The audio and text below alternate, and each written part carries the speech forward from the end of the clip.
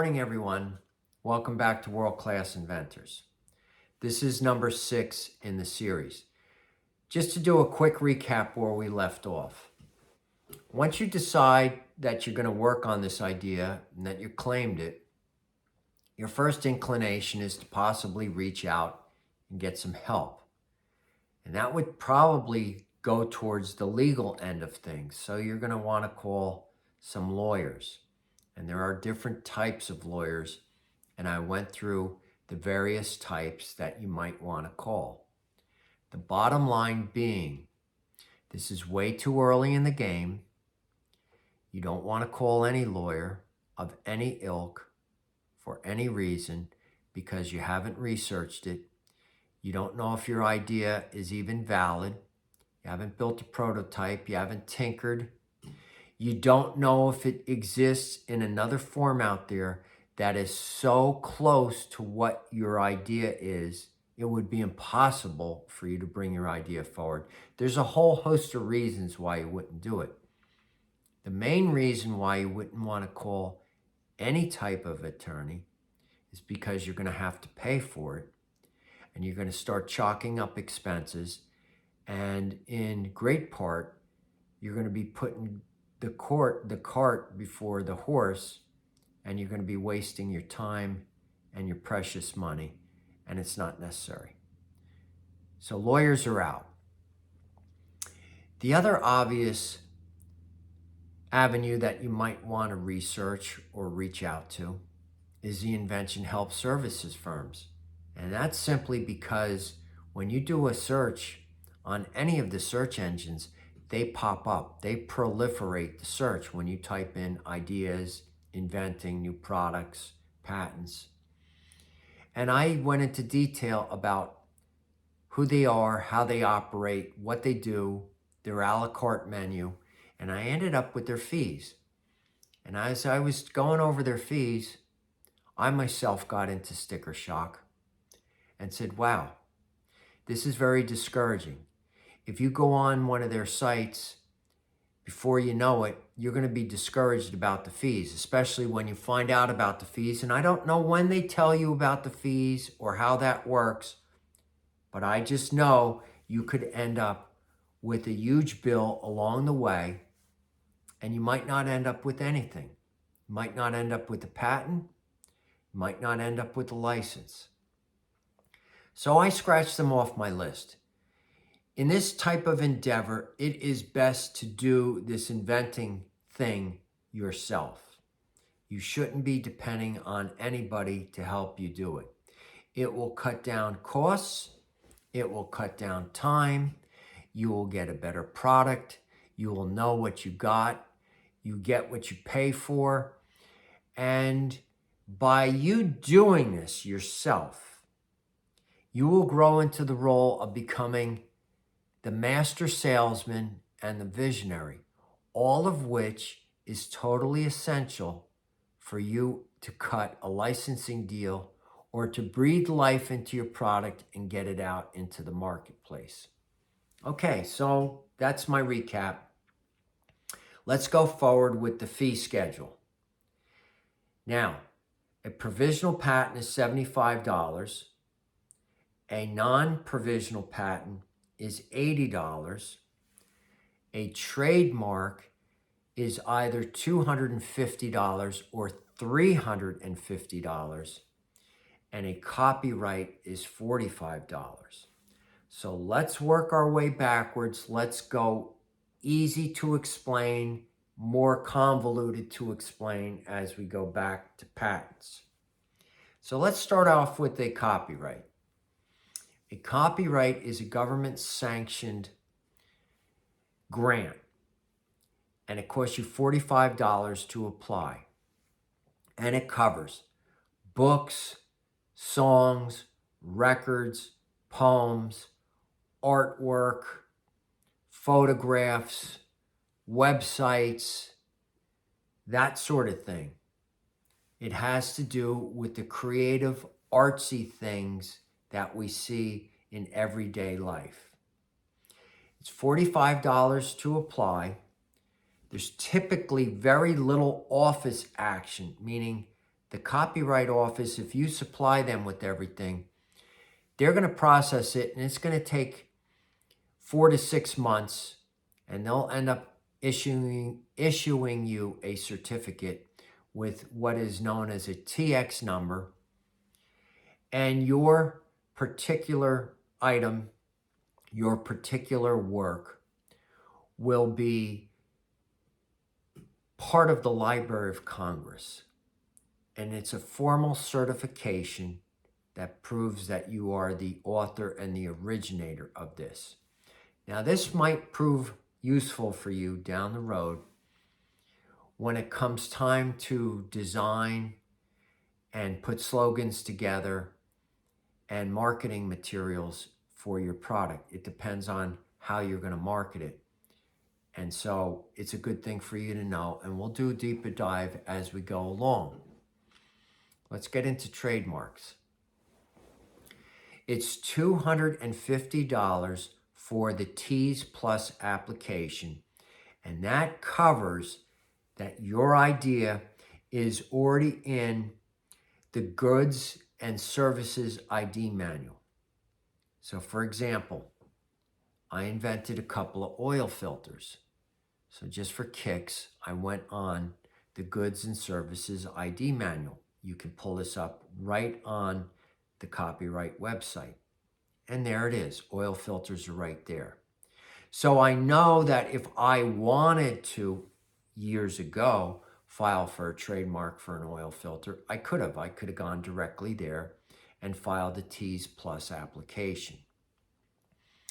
When you go on the manual and you don't see your category for what you're doing, meaning it's custom or it's new, you're going to be filing what is called a T's standard application, and that's $350. And those are for items that are not cataloged at this point by the trademark office. Now, there are ancillary costs because you're going to have office actions with the trademark office. They're going to reject you, and you're going to have to answer back and provide them exactly what they're looking for. And every time you do this, there's a fee attached to it. I don't know what it is, but it ranges under 100 to in the hundreds. It just depends on what the action is and what they're looking for, the amount of time they're going to grant you to correct it, etc. So there are office actions. You're going to have to provide the proper artwork according to their standards.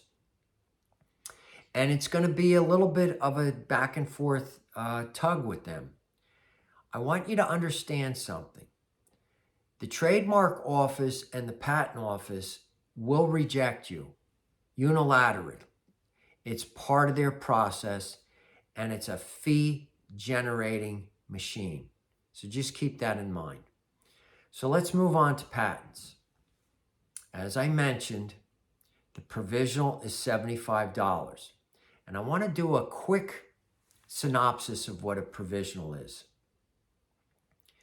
You form an account, you upload the basic concept of your idea, you send it to the patent office's computer. The computer checks it in, goes through all your information that you have the various boxes checked off and it's in proper form. And if it is, they will then come back to you and say, pony up the $75 through your credit card. What happens is you get time stamped, you get clocked in, you get a date certain, and they like to call it a priority date. The life of your provisional patent is 365 days. Then it expires, and then it's gone. It's fini. That period of time is used for you to go ahead and at some point file a non-provisional patent off of that date certain, that priority date. It's just a formal way of you registering your idea instead of you registering it yourself like you used to do in the old days when it was first to invent. It's kind of a European model. But understand, a provisional patent never turns into a non-provisional patent.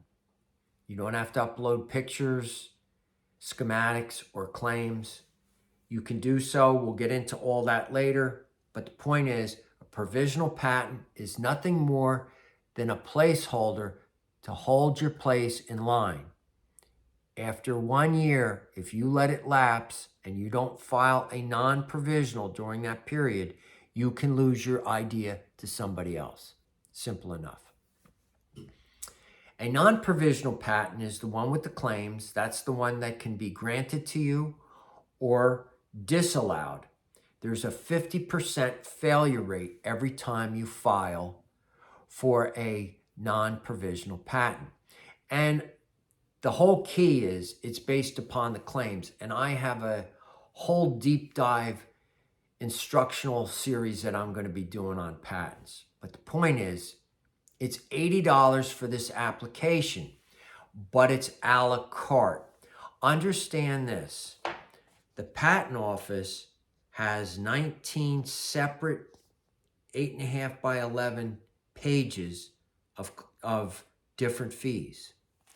It's kind of like Alice's Restaurant. You can get anything you want as long as you're within the time frame to ask for it. And it's usually given to you, but you pay for it. So, that $80 application, bare bones, has to be accompanied by this. Now, I'm going to rattle off some things that normally fall under this application. Each independent claim is $120. Depends on how many you have of them. Each claim in excess of 20, which you're really not going to have, but it's $25 a piece. Multiple dependent claims, that means one claim is dependent on another to make the circuit work. That's $215. The search fee is $150. The exam fee is $200. The issue fee, if you're to get it, is $300. If you want to hurry this along in their system, they'll let you do it. I've never done it. That's $1,050. So these are fees. But the bare bones is this. You can file a patent for most of you for fees for between $600 and $900. Now, if you go on my website, on my patent CV page, you'll be connected to Google Patents, and you can see the newest patent that I filed for is a tangle-free flag. And I'm just using that as an example. That patent application for that one cost me $640, okay? So that gives you an idea of what you'll get. I had to pay extra for the figures, for those figure sheets. They run on average about $50 a sheet you can get them done for. That's an ancillary cost. And another ancillary cost for you is to work with the patent attorney to whatever degree in which you're going to work with one. And depending on how active and how immersed you get in this, you might only have to work with the patent attorney to help you polish your claims and get them in the proper shape. So that's what it's going to cost. So patents in round figures with all the soup to nuts, it costs you a few $1,000s. You should be able to do it for $3,000 or less. And it could be quite a bit less, depending on how much help you need from a certified patent attorney to help you with the format and the claims. But you can do 95% of it yourself. So it's a far cry from what these invention help services companies charge. I didn't want you to get blown out of the water. You really don't need people helping you do this. You can do it on your own. I'm going to show you how to do it. The bottom line is this. If we work on this together, I'm going to show you how to save money, how to do it properly, how to get it in the best possible form you can get it in, how to have a product that means something, that's not just chock full of holes like Swiss cheese. How to do it expediently, efficiently, in the most time-sensitive manner it can be done. In the process, you will grow into the role of becoming a master salesman and a visionary. Two critical elements that you're going to need to get yourself up and over the bar and get you and your product out into the marketplace. So I just didn't want to rattle off the naked fees for you. That would be Bush League. I had to kind of fill in the blanks for you. I'm going to be doing this a real lot and way more intensively as time goes on. So thank you very much for your time. We're up to 16 minutes. We're darn close to an ear bleed.